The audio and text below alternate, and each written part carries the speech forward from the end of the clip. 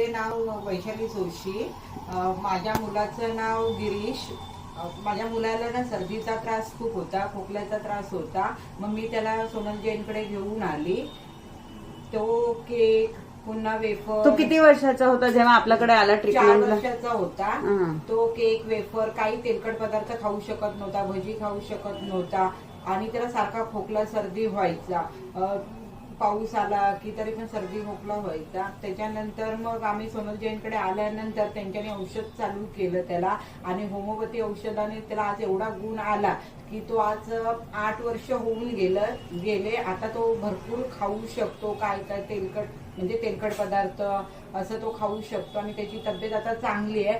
आम्हाला होमिओपॅथी औषधाचा खूप म्हणजे गुण आला.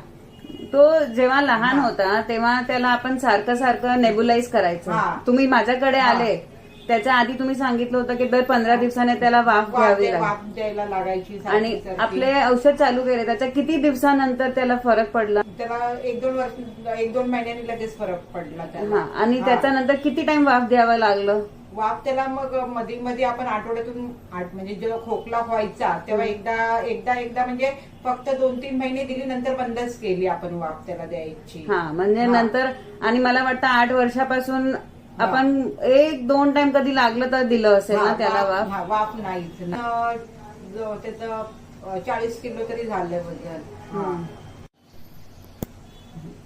मला सोनल जैन डॉक्टरांचा खूप गुण आला. त्याच्यामुळे मला जे कोण लोक भेटतात ते आजारी असले तर मी त्यांना सांगते की तुम्ही सोनल जैनकडे जावा, त्यांचं औषध घ्या, तुम्हाला चांगला गुण येतो. आणि ती लोक आल्यानंतर त्यांनाही गुण आलेला आहे.